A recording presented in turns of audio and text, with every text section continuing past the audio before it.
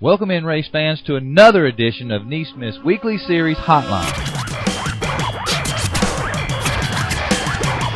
The Weekly Series Hotline is going to be used to promote and shed a little light on the guys who are running for our Weekly Series points at any number of our tracks.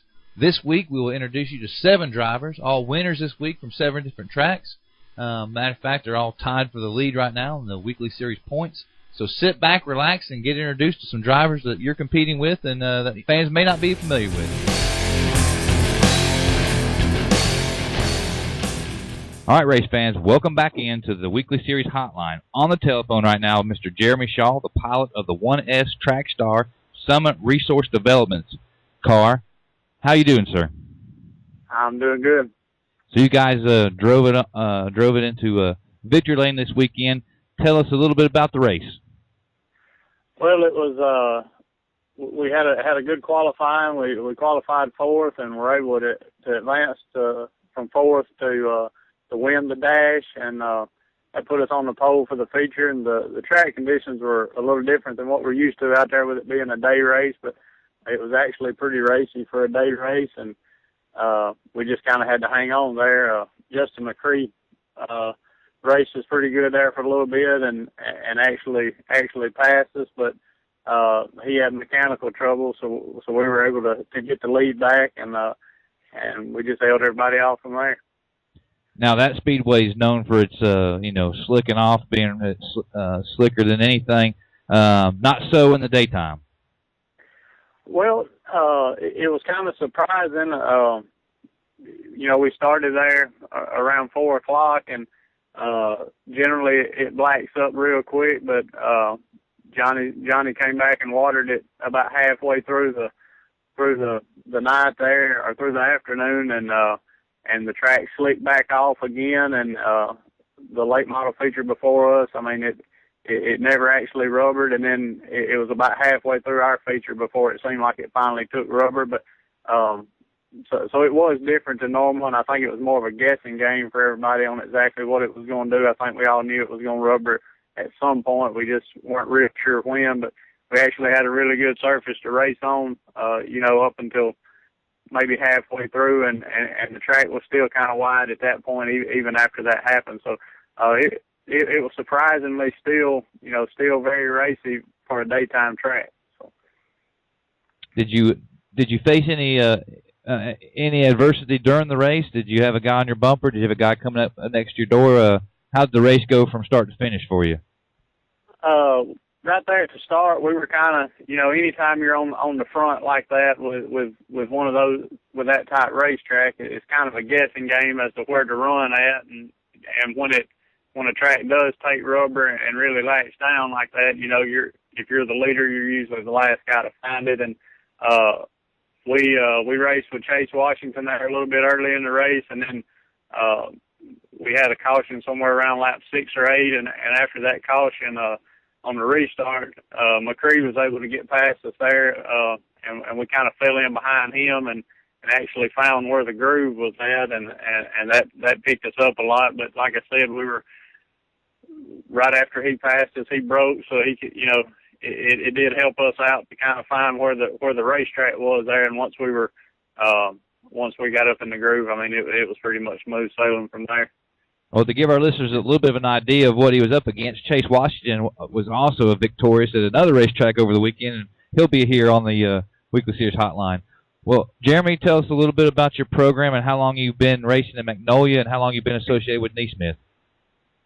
Well, I started racing in 2001, and when Magnolia opened up in 2004, we were running modifieds at the time, so it's only about 30 minutes from my house, so between that and Columbus Speedway, that's kind of my home tracks, and we raced modifieds there for several years, and when the modifieds kind of started to fade out around here, we switched to the crate class in 2010 there, and kind of ran a limited schedule then, and then last year we ran several more of the national events, and it's been a big transition. It's been a big change for us. We're not a real big operation. It's just me and a few buddies that work on the cars during the week, and prep them for the weekend races. And so it's not a real big operation, but we've been fortunate, ever since we started with this deal, we've been fortunate to run good most of the time when we're on the track. And, I've got good help with me when I'm at the track. So, as like a lot of these NeSmith teams, it's not a real major operation, but, you'll be hard pressed to find any more people that are more competitive when they're racing, or a more competitive class, between, just the local competition that we run against around here weekly. Like I mentioned with Justin McCree and Chase Washington, Johnny Stokes. I mean, these are guys that, anytime the national tour comes to town, they're a threat to win one of those races. So, just to be able to race with a group of guys like that on a weekly basis, and with that level of competition, it definitely makes it where you have to stay up on your game week in and week out. 10-4, and you mentioned that you guys aren't the biggest operation in the world, and NeSmith likes, and the crate motor was developed. Everybody knows this story. Developed to keep racers on the track and save money. Has it enabled you guys to stay racing, running the crate engines? Definitely, I think it has. I mean, you're not up against a fortune as far as the engine goes, and that kind of levels the playing field with that, and then you can focus on basically focus on what you need for the car without spending a fortune on the engines. And it's allowed us to, and with the NeSmith series, it's allowed us to run for some pretty good money in races, and not have to. Most of the time, the farthest we'll travel will be 4 to 5 hours, and we can race a ton of races throughout the year. And these motors are dependable. They're real tough. The motor that I had in my car that I'm still running now is several years old. So they're very durable engines, and like with the price of them, it makes it where people that obviously would have to find a different class or stop racing altogether, it allows them to still be a part of the sport. And that's one thing that's allowed us to kind of stay in it over the past few years. Before we let you go, Jeremy, go ahead and thank some of your sponsors. I need to thank Summit Resource Development and Freeman Farms and Peepaw Power Sports. Those are all of those help me out a lot and make it possible for us to be able to do what we love to do. So. All right, NeSmith fans, welcome back into the Weekly Series Hotline. Now on the telephone we have Mickey Trosclair.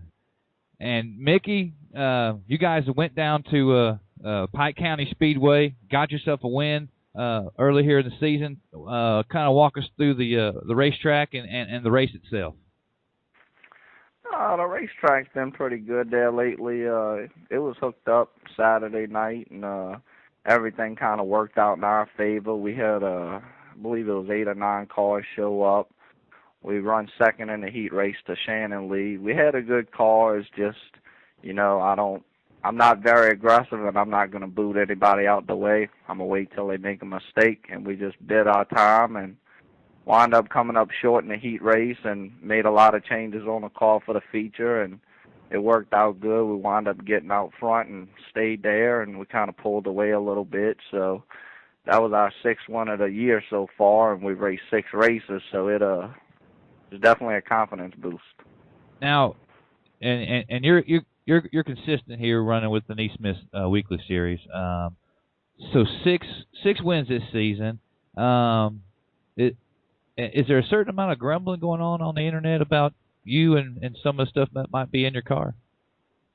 Yeah, there's a lot of stuff. I mean, a lot of people gets on there and run off at the mouth just talking about me, and they questioning the motor, they questioning the tires and all. But I mean, I know we legal. My sponsors know we legal. We ain't gonna do nothing to get thrown out the series. I mean, that'll just make us look bad, and it's not something we're gonna do. Now, and everybody knows Tim Sims is our tech guy. Are you confident that if Tim come across your vehicle for whatever reason, that you guys will be fine? Oh yeah, 110%. We 110% legal. A lot of people don't understand that we have the best of the best. I mean, you can't get no better than what we have. I mean, we have fresh motors.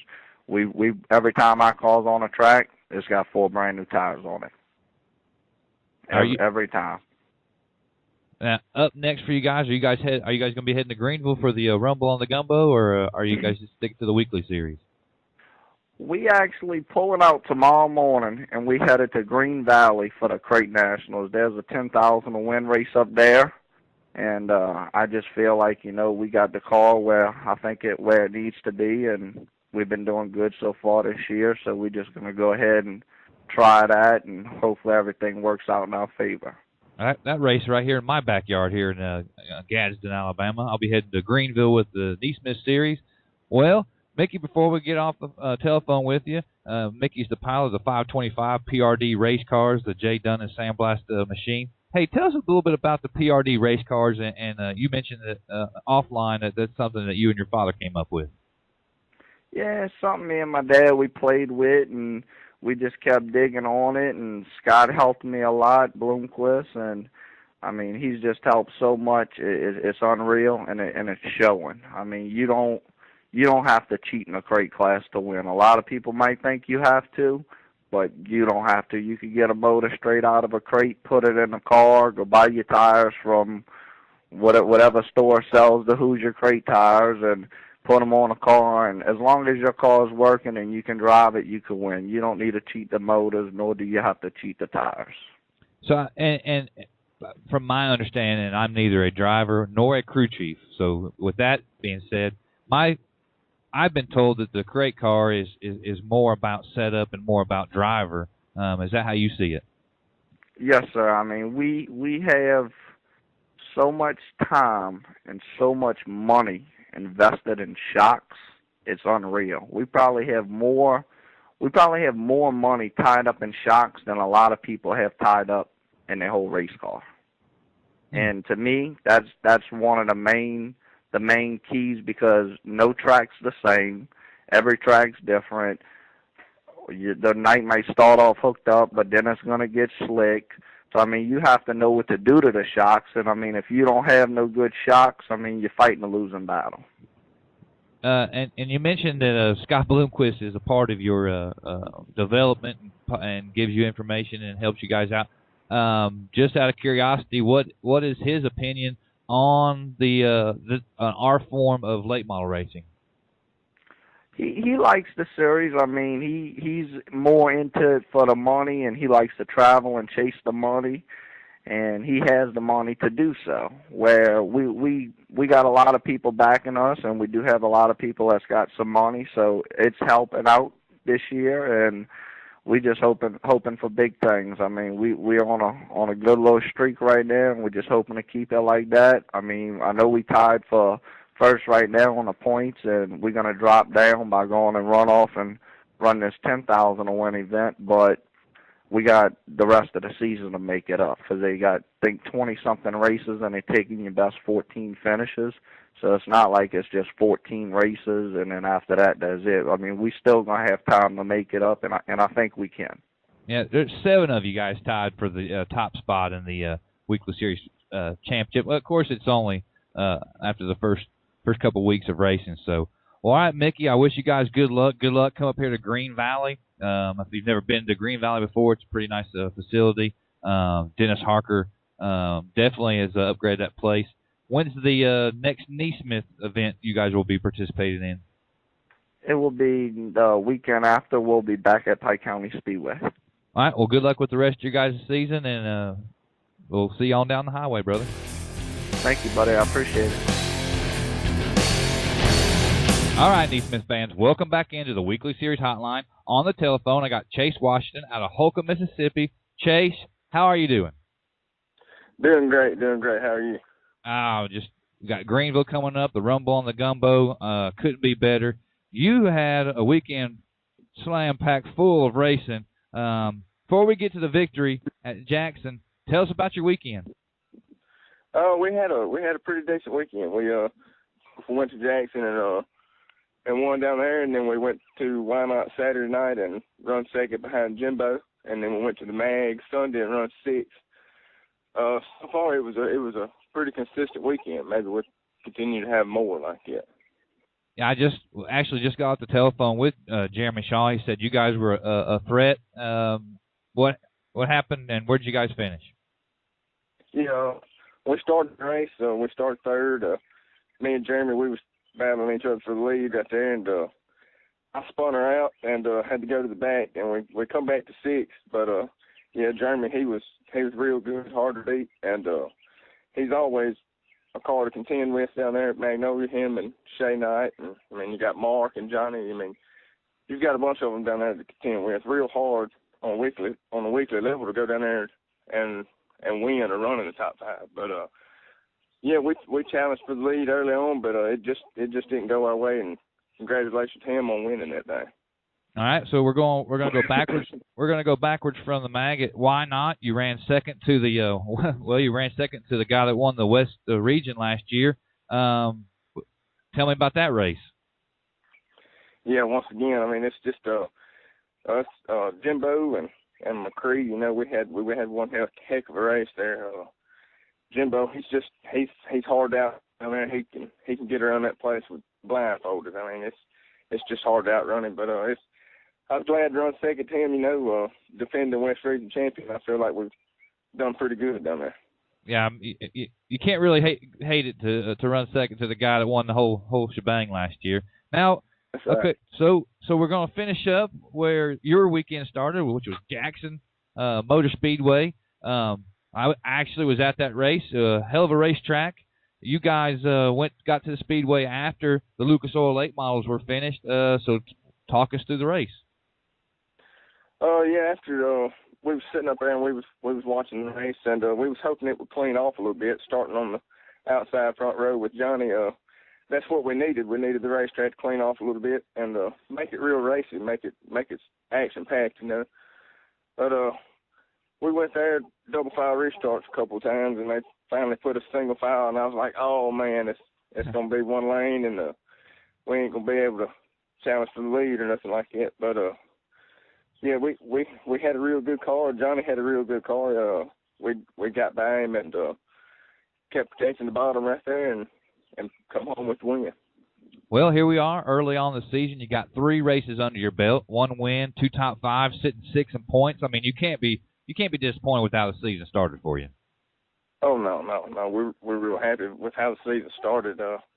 We hope it continues to be like that. Well, all right. Well, Chase, before we let you go, thanks to some of your sponsors, some of your crew. Just thank everybody that helps you get to the racetrack and helps you get to these top 5 finishes. Yeah, I'd like to thank my crew chief, Joel. We put hard hours in the shop every week to go out and do like this on the weekend. I'd like to thank my mom and dad and my sponsors, Jerry Emmett and Sheila, Indian Ridge Motor Products, Greg Sawmill, Hoosier Racing Tires. It's just, I know I'm forgetting some, but they know that they are. All right, race fans, we're continuing on here. We're talking to the winners of the past weekend here in the NeSmith Weekly Series. On the telephone is Mr. Stevie Blanchett. Stevie, you guys had a big win over the weekend. Tell us how excited you guys are with a win so early in the season. We're very excited and looking for more. I mean, this is only the first race of the NeSmith deal here and already got the first win, so we're very excited to continue on with it. Now, you guys down there at the near Albany, Georgia, at Albany Speedway, that's a stop on the Touring Series schedule. Give us a little bit of a preview of that racetrack down there in Albany. It's a very small track. You're going up on the wheel all the time, you know. It's very fun. I like to race there, and I'm ready to see all these big shots come in and see what we can do with them on the Touring Series. Now, Albany, I believe, is new to the Weekly Series, if I'm not mistaken. What kind of response is the track having from being affiliated with NeSmith? We brought in a couple new crate cars that we've never seen before, and some of the old guys that were on Sportsman or Spec Motors have went to the crate motors to run this NeSmith points deal. And so I'd say, go ahead. So I'd say it was a very good turnaround for the track. And that track is kind of been up and down and swapped hands, and it now is owned and run by a group of guys? Yes, sir. We've got, I think there's 3 different owners at the track right now, if I'm not mistaken. I mean, I know Mr. Skip Pinnell is one of the guys helping run that place. Is that correct? Yes, sir. So he's a racer himself, so he probably does. He has a lot of input probably on the speedway. Well, looking back, I'm sorry. I was going to say he's always out checking the track, especially right before the late model features and qualifying, checking the track for anything wrong. Now, going back to the night of the event this past weekend, what did you guys know that you had coming off the trailer? We had run good there the week before and just didn't have a good finish there at the very end. And we had tried a couple different new things for this weekend, and when it unloaded, it was a bottle rocket in qualifying, and I was just hoping, to be able to have a good start and to continue the race very well. It was, from the start of the night, the car was good. Well, for the listeners out there, talk to them about the race, and did you have anybody on your rear quarter panel? Anybody come up to you on the door side, or did you just run away with it? No, sir. It was definitely not a runaway race. I hopped out there to the lead on the first lap, and for about 10 or 12 laps, I had Kyle Bridges underneath me every lap. He could run up to my front quarter panel through the corners, and just the momentum of the top, I was able to pull back around them every straightaway. We were definitely putting on a crowd pleaser during that moment. Then I actually got messed up and spun out and had to go to the rear, and I started working my way back up and come back to win the race on the last lap. So with it being now a NeSmith track, and what's it mean to a guy on a weekly basis to get to run for something other than just showing up at the track on Friday or Saturday night?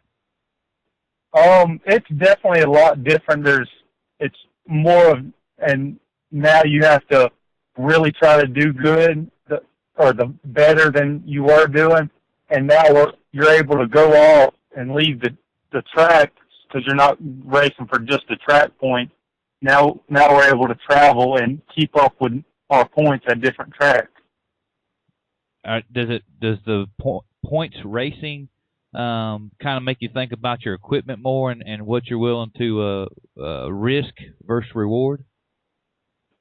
To a certain extent it does. I don't want to go out and wreck the whole field just for 1 point, but at the same time, I want that 1 point, because it could be a tiebreaker at the very end of the season. That's right. All right, quick question: if you're racing your girlfriend for the lead and your mom's in the way, what do you do? That's a tough one. I'd probably just have to stay back and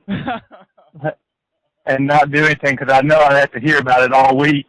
From both angles, right? Yes, sir. Very smart man. You're wise beyond your years, Stevie. All right, Stevie, before we let you get off here, hey, that was a great way to answer that question, by the way. Before we let you get off here, thank your sponsors and anybody that helps you get out there and stay up front. Okay, well, first I'd like to thank God, most importantly, that without him I couldn't do none of this. I'd like to thank my parents and the rest of my family who's helped me for so many years do this. Kyle Bridges has been a very big help with this new car that we just got. So I'd definitely like to thank him also. Doug Johnson at Outlaw Race Parts and Chip Stone with Outlaw. My my dad with his business putting on the bodies and everything like that, and Mariana Glass for helping me over the years, and like I said, God most importantly. All right, race fans, we're keeping this thing going. We've got another weekly series winner on the telephone with us right now, Mr. Greg Martin, the 24 Bloomquist chassis Biff Motorsports machine out of Oliver Springs, Tennessee. Greg, how you guys doing this early on here in the season? You know, great, man. I tell you, it was always awesome to come out, you know, and win the first one out of the year. You know, any time. We ended the year last year with a couple good wins, and then to bust off this year, you know, and be that competitive right off the bat, it really has me pumped up, you know, about what the season brings. So you guys come away with the win this past weekend at 411 Motor Speedway, and that's up there in the Knoxville area. For people outside of that area, tell them a little bit about the Speedway and talk us kind of through the race over the weekend. I'll tell you, man, the racetrack, the facility is one nice place. If you ever go visit the Smokies, always try to take in a race up there. It's not far from Gatlinburg, Sevierville area, and they always have a great fan base there. A lot of kid entertainment things, and the race was awesome. They had a little rain before the race this Saturday, and so that made things very interesting. The racetrack was fast, of course, all night, and just qualified second quick, and went on to lead every lap, you know, and win the race. And they had a green-white checkered deal at the end, and that kind of made it interesting. I bobbled a little, and just, you know, just one of those things where, of course, where there's two to go, you know, it gets interesting. But was able to pull it off, and just can't wait to race again. Well, let's talk about that green-white checker situation. Now, obviously, you want to be crossing the line first when a checker falls, but is it easier to on the mind? Is it easier to get to the checkered flag after a long run? Or is it easier on a green-white? I mean, where's your mindset when you get a yellow that late?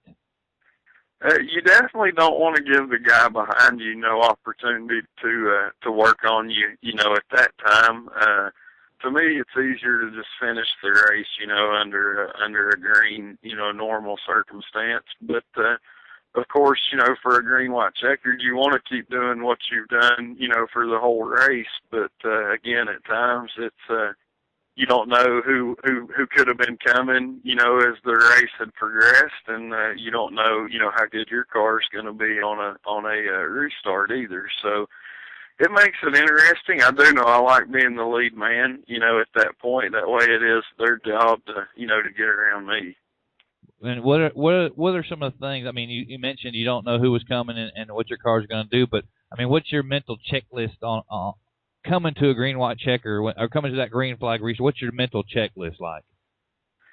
You know, just really, I guess, looking to my, you know, looking to my brother. You know, I look for him a lot. My brother is my, I guess, crew chief, and he's, you know, he is my major sponsor in that, and without him, I could not do this. But you know, I'm looking for him at that time, you know, wanting to know, according to the scoreboard, as to who, you know, what I need to be looking for. But you know, usually I just try to do what I've done there, you know, throughout the race, and that's just make consecutive laps, you know, and just try to keep yourself and your car in check, and you know, and of course, don't bobble. Yeah, definitely don't bobble. Now, so here you are. You started the season with a victory. One of seven guys tied for the points lead. Last year, I've seen you. I had the privilege to actually film a race at Smoky Mountain Speedway. It was a touring series race that you won. What are your plans this year as far as the touring side of things go? Are you going to hit some of our touring events? You know, I do plan on doing some of the touring events, and I'd love to be able to do them, a lot of them, and do them all. But I can't with my work and that. I work for Eric Jacobson Racing, which is a full-time late model operation as well. So my racing's kind of limited. So I'll do what I can. I do like to get out and hit some of the bigger money events, just to kind of see where I can line up with these guys at. But also just try to do what I can afford, and that's most important. Well, Greg Martin is the pilot of the 24 Bloomquist chassis. His major sponsor is Biff Motorsports. Thank some of the crew guys and anybody else who helps get you guys to the racetrack and out front. Yeah, I'd like to thank, of course, my brother Brad. That is Biff Motorsports, Brad Martin. And of course, without him, I could not do this. And I'd like to thank my wife and my little girl. They're very supportive of what I do and with my work and my career as racing as well. And and I'd like to thank Boyd Electric Company and Electronics Express, and they're both out of the Knoxville, Oak Ridge area there in Tennessee. And without those guys, you couldn't do it. You wish you could have more, but of course, you're thankful for what you can get and what you have, and just very thankful to have them, and just looking to see what happens, with the future. Certainly, you get a little bit of information now of the Jacobson group, don't you? Yeah, I do. I mean, it always helps, and and I have a very good relation with Scott as well, through Eric and that. So it helps. Helps to surround yourself, I guess, with this stuff day and night as I do, through my work and that. But it's also, when you go to race it too, it always makes you know that you're just always prepared to go race, and I think that's the biggest thing in this, is just always being prepared. That's right. Well, Greg, we certainly wish you continued success in the pursuit of a weekly series championship. You guys are sitting pretty right now, 1-7 tied for the lead, and we thank you for your participation on the weekly series hotline. Thank you. Thanks for your time. All right, race fans, we've got Mr. Jim McDuffie, the defending West Region champion on telephone. He started the season off right. He found victory lane at Why Not Speedway over the weekend. Jim, you're right there already starting off the season, getting in victory lane. What you think about it? Well, we had a really good night. It was our first night out of racing, and we had 17 cars, good competition, and we just had a real lucky good night. I mean, our car ran real well, and we was real happy with what went on.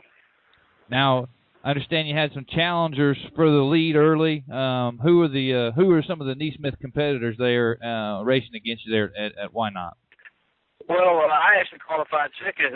Chase Washington qualified first, and then we had let's see, the guy from Greenville. I know his name well, but it did elude me right now.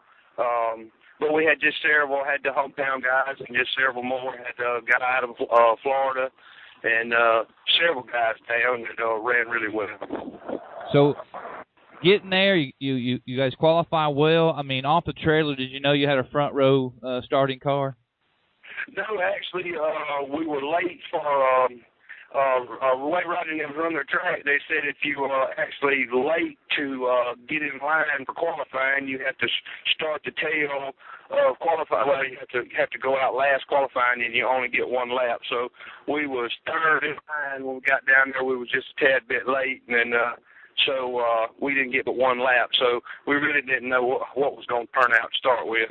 You know, Rodney and them run a pretty tight ship down there. So you guys had that mishap. Talk about how you overtook Mr. Washington there, starting on the outside of him. Well, like I said, we won our heat race, and I think Chase won his too. And so then, he had the pole, and I was outside. And the track had two grooves that kind of have some bite in it to start off with in the race. So I was able to get around him on the outside with the momentum, and then we ran just a real close race, I think, the whole time. Now, as some of the NeSmith fans may remember, you were on one of our hotlines earlier in the season, and you talked about the season may not shape up like you'd want it to, but where are you guys at? Are you guys going to be in Greenville? Or are you going to stick to the weekly shows, or what you got going on in the future? No, like I said, we definitely just going to do weekly shows as we can. Like I said, we won the race last weekend, so that gives us funds to be able to go back this coming weekend, and we just going to run by the seat of our pants. You know, we're going to try to run every weekend if we can. If we can't, we'll sit at home. But as of right now, we're going to be able to make it out again. Well, Jim, thank you for joining us on the Weekly Series Hotline. Jim McDuffie, the pilot of the 760 Track Star out of Meridian, Mississippi. We really thank you.